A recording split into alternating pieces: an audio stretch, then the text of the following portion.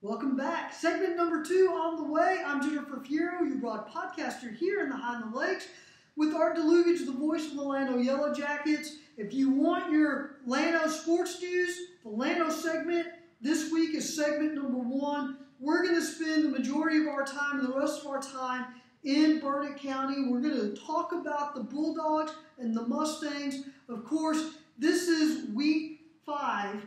And that means this is the last week of pre-districts for both teams. Both teams are on the road.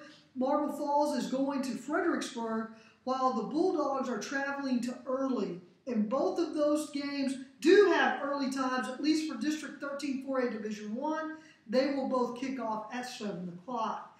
Now, before we get to the preview of those games, let's wrap up what happened last week.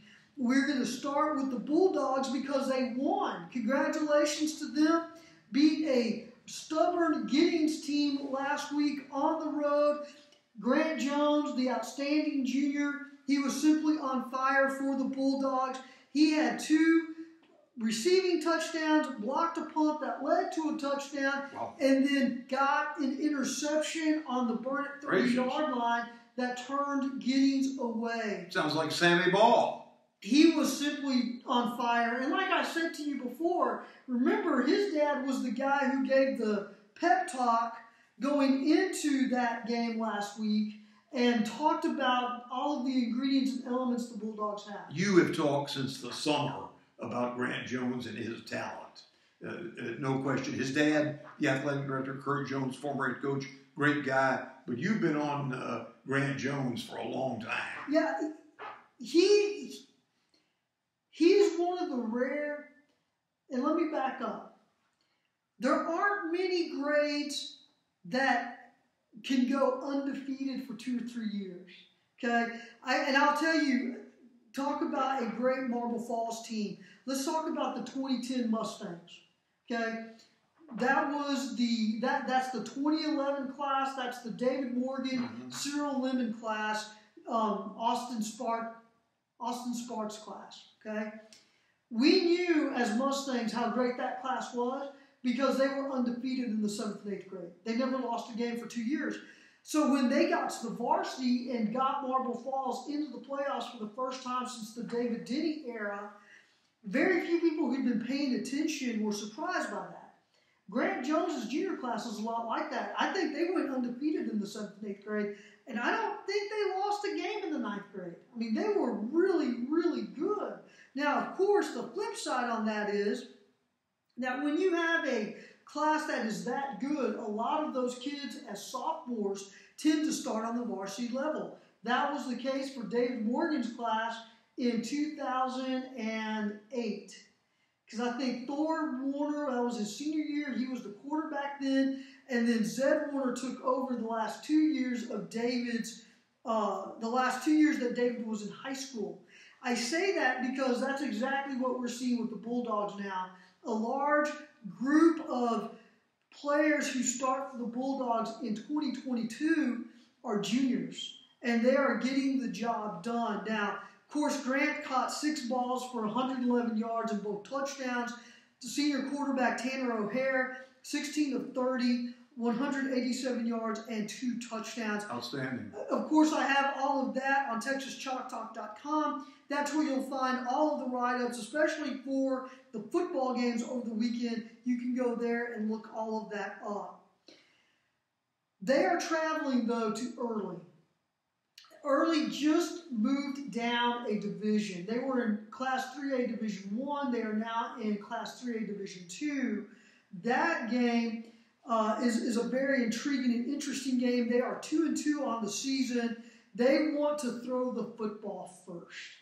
So they have a senior quarterback, Jason Price, 62, completed 62 passes of 114 attempts, 822 yards, 7 touchdowns, 3 interceptions.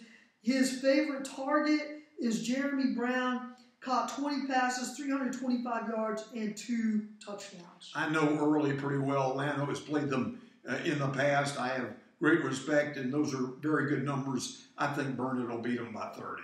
Yeah. Now, you can't make a prediction like that. being the beat writer for several of these teams, but I think I can. I just have to feel that this will be the Bulldogs' night. Well, they are playing mirror images of each other in that Burnet really likes to pass the ball, and both teams feature fast defenses. So it will come down to who can pressure who into making mistakes, and then we'll see. We will see what that offensive line, led by Caleb Maynard and Jose Rodriguez, the senior running back for Burnet, because at some point you would think this, but I don't know, because there are two trains of thought. You either have a lead and you protect it by running the football, controlling the clock, or you keep adding to that lead. And I have seen both. Well, it's according to where it is in the game. Sure. If you're leading 14-0, 6 minutes gone in the first quarter, you keep on trying to get points. Sure. Especially, everybody knows that teams, high school, college, and pro, are scoring so much these days, who knows what's enough. And that's a great transition to what happened with Marble Falls last week against Tivy, The Mustangs lost that game 28-21, the exact same scenario. They were up 21-20 with about 6 minutes left in the game. Tivy had 3 timeouts. Marble Falls, I thought, needed 3 first downs in order to run the clock out and force Tivy to use their timeouts. Marble Falls got 2 of the 3. Marble Falls went for it on 4th and 1. One of the linemen was called for a false start. That put them back 5 yards. Instead of punting the ball, Marble Falls decided to go for it, turn the ball over on downs, and then Tivy went down and scored. So that's where the Mustangs are. They are 2-2 on the season. They are traveling to face a 1-3 Fredericksburg team. Fredericksburg and Marble Falls are very similar in that both teams graduated heavy in the spring. So I'm stopping short of saying rebuild. The buzzword I'm hearing from Fredericksburg is inexperience. They're inexperienced right now. One of the things, though, that stuck out to me, they are 1-3 on the season, but they played Canyon Lake. That game was called early because of lightning. That was one of those Friday nights where Mother Nature really intervened. They had to leave the field, never got back out there, and that was against Canyon Lake. I cannot remember.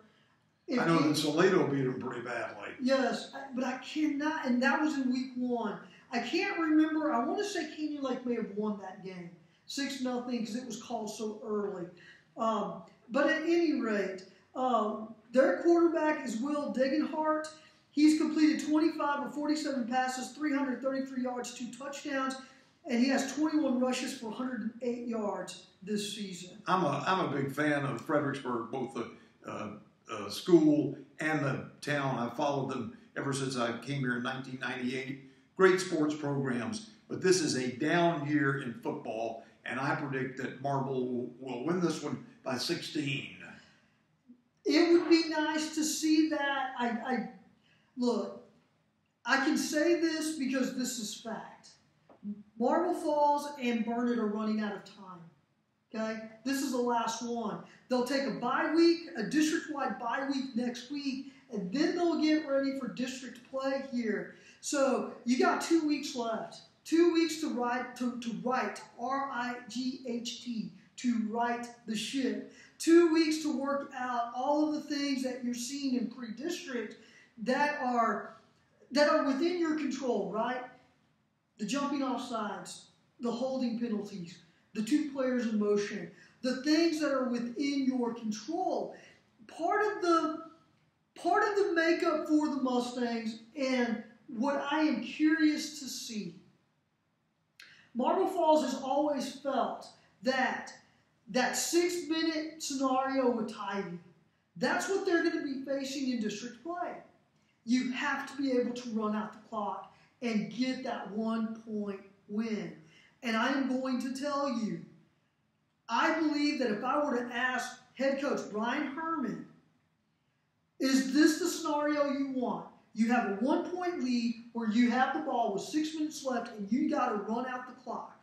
That is a scenario he wants. It's better than being 10 points behind. That's for absolutely. sure. So that's why this is such a critical venture and moment for the Mustangs, because going back to what everybody said in August, every game is winnable, every game is losable, and it's this close. 3 plays here, 4 plays there, 5 plays there.